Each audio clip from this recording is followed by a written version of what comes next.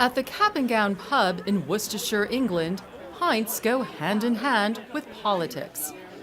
On tap tonight, the upcoming referendum, when British voters will decide whether to stay in or leave the European Union. Which way are you thinking of voting? I'm not sure yet. I'm waiting to be educated. I'm thinking in, but I still need to get more education on it. Famous for the Lee and Perrin sauce that bears its name, the county of Worcestershire, 136 miles west of London, has been at the epicenter of defining moments in British history, like the 1651 Battle of Worcester that ended the English Civil War. Still largely rural, its cathedral and cricket clubs are quintessentially British. With 92% of its roughly 600,000 residents white, it is more ethnically homogeneous than the national average.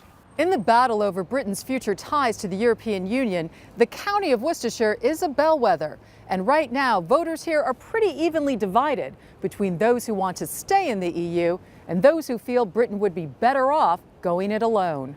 To woo the undecided, both sides have unleashed a media blitz. If we left, independent experts estimate 950,000 jobs would be lost. The euro is broken, and the EU plans to let in another 5 countries. You've got it absolutely spot on. So Cap and Gown owner Ted Marshall is trying to cut through the noise. He's organized 7 debates in the run-up to the referendum.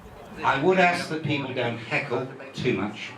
This gathering tackled perhaps the most divisive issue, the freedom of movement rule that allows citizens of the EU's 27 other member states to move to Britain, work here, and receive generous government benefits, including free health care for themselves and their families. Donald Trump has talked a lot about migration. You call it immigration. Yeah, and that's the biggest issue here for this EU referendum, no question at all. This House believes that the free movement of labour... Since 2004, when the EU expanded to include countries from Eastern Europe, the number of non-British EU-born citizens working in the UK has quadrupled, from around 500,000 to nearly 2 million. An influx that's pushed 21-year-old Worcestershire native Ellis Tustin to the Leave camp. Interested in leaving the Union? The first person in his family to go to university, Tustin says EU membership has fueled immigration that's harmed working-class communities like his. The entire culture of the town has totally shifted into, and you know, it's almost, for many people in this town, they feel it's an Eastern European town now. That's one reason why Tustin joined the Eurosceptic UKIP, the UK Independence Party. Described by critics as far-right, Tustin says the party has been derided for a platform many Brits are too afraid to voice. And people are afraid of saying, I'm tired of, doctor's appointments becoming longer. I'm worried about my children not getting that place at school. Because as soon as someone says something like this in this country, they're immediately cast as racist or, xenophobic. Tustin is not afraid to argue EU membership has hurt British workers because he says immigrants willing to work for less poach jobs. A lot of the work that people are doing is low-paid jobs. And those are the jobs where the value is being undercut. Those are the jobs where people can say to the employers, I will happily work for £5 less than him and still do the same job. Good afternoon. What can we get for you?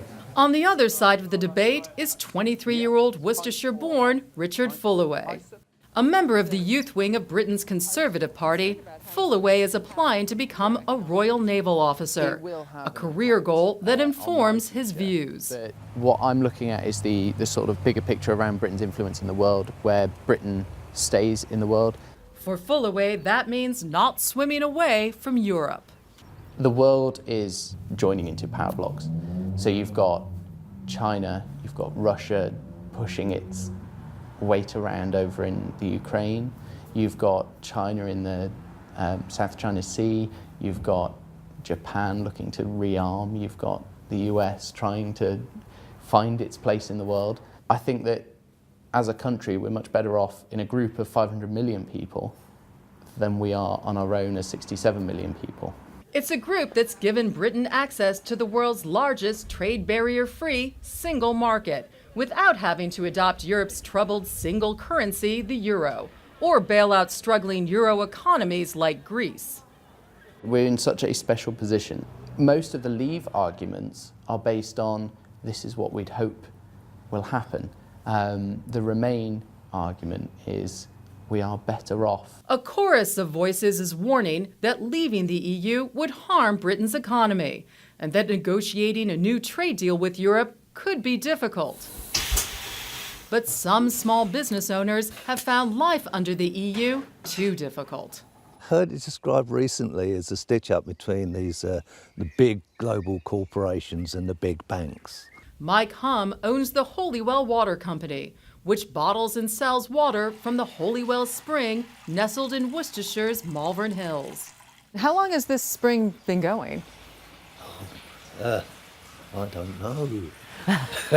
It first came into history in 1558.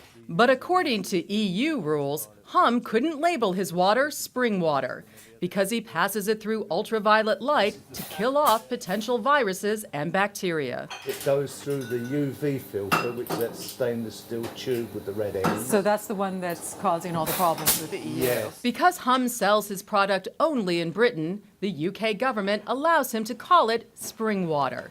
Still, he spent months fighting an EU regulation he says was based on guidelines drafted by big corporations.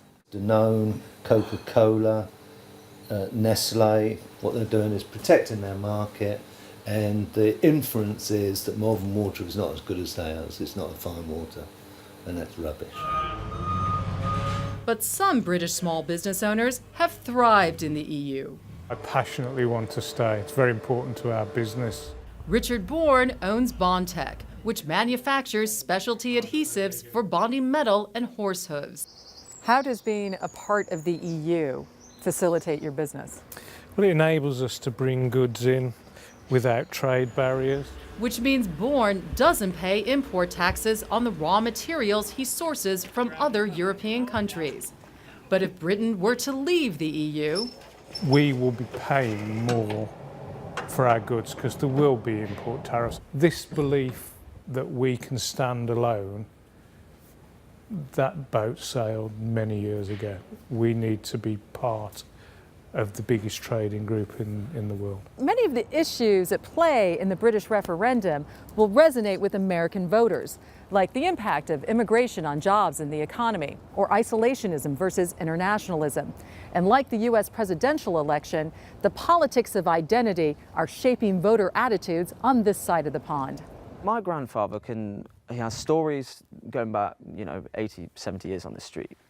Now, he did not stand as a kid in the center of the street there, looking up at German bombers going over the top of us, for then 70 years later to have his sovereignty dictated by the same country that then tried to do it then. For Leave campaigner Ellis Tustin, that identity includes a Britain which emerged from the ashes of World War II to remain a world power. We are the 5th largest economy in the world. We have the 4th largest military budget. We, hold a seat on the Security Council. We were a member founder of the G8. We are worth more than a star on someone else's map. But Stay campaigner Richard Fullaway believes the nation should take pride in its EU standing. When I see our Prime Minister go to the Council, sit at the table as equal with every other European nation, I don't understand why you'd not feel proud to be at that table. At the Cap and Gown, the Stay camp won this debate by a show of hands. But the arguments rage on. So why can't we see our doctors? This country... Let's move on to the next question, please. If Britain votes to leave, it will start a 2-year clock to officially exit the EU. And if it votes to stay... If we stay, let's get in there. Let's make Europe great as well as Great Britain. If we leave, we've got a lot of work to do. We've got a lot of work to do, but we are Great Britain.